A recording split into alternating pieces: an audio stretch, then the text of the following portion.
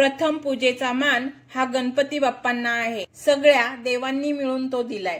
कुठलेही आपण शुभ काम ज्यावेळी करतो त्यावेळेला प्रथम गणपतीचं नामस्मरण केलं जातं आणि ज्या वेळेला आपण मनापासून नामस्मरण केले ना कुठलेच विघ्न येणार नाही आपल्या कार्यामध्ये, म्हणून तर त्यांना विघ्नहर्ता असे म्हटले जाते।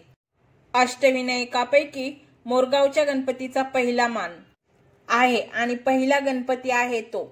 आपण जर अष्टविनायक यात्रा करत असताल तर मोरगावच्या गणपतीचे दर्शन घेतल्याशिवाय अष्टविनायकाची यात्राच पूर्ण होत नाही।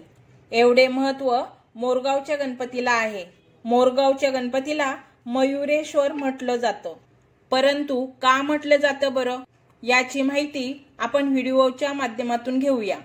त्यासाठी आमच्या व्हिडिओला लाईक करा, शेअर करा, सबस्क्राइब करा आणि एक छोटीशी कमेंट सुद्धा करा।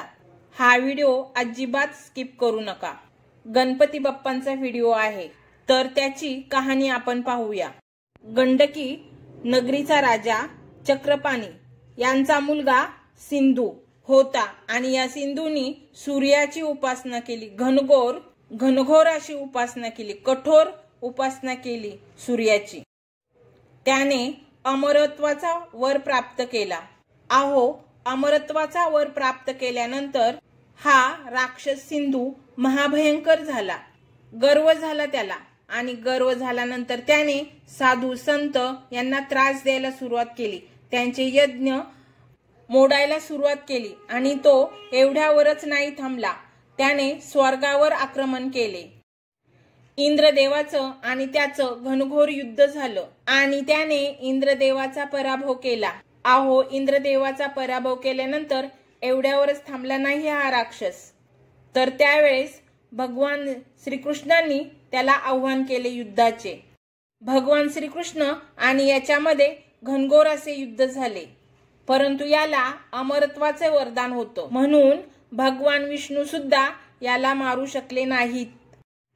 त्यांना हार पत्करावी लागली या राक्षसाच्या समोर।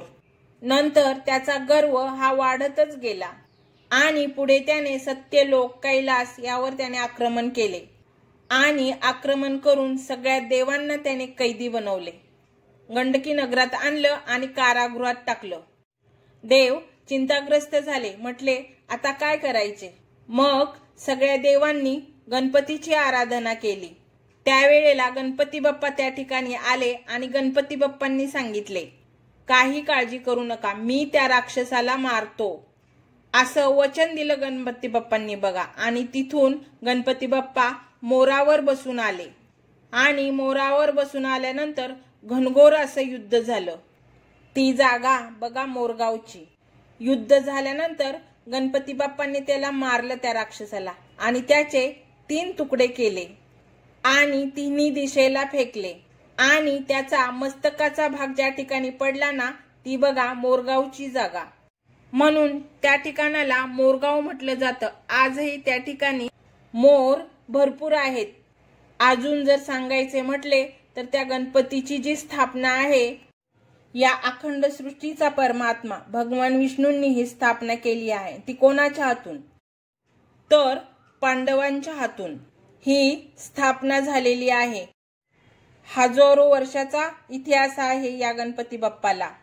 आपण तिथे गेल्यानंतर जे मंदिराचे कोरीव काम आहे अतिशय सुंदर देखणं असं कोरीव काम आहे। बघता क्षणी मन भारावून जातं, मन प्रसन्न होतं, आपलं मन भारावून जातं असं या मंदिराचं कोरीव काम आहे।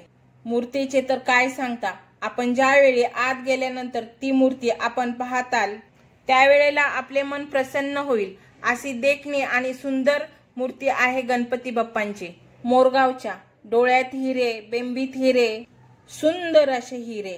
त्या ठिकाणी अजून जर आपल्याला सांगायचे म्हटले तर त्या ठिकाणी नंदी आहे ना, नंदी बघा, शंकराच्या मंदिराच्या बाहेर नंदी असतो, परंतु या गणपती बाप्पांच्या मंदिराच्या बाहेर नंदी आहे। त्याची सुद्धा कहाणी अशी सांगितली जाते की त्या ठिकाणी नंदी एका रथातून चालला होता मंदिरात मध्ये आणि गणपती बाप्पाच्या मंदिराजवळ आले की त्या रथाचे चाक मोडले आणि चाक मोडल्यामुळे तो नंदी त्याच गणपतीच्या मंदिरासमोर बसवण्यात आलेला आहे।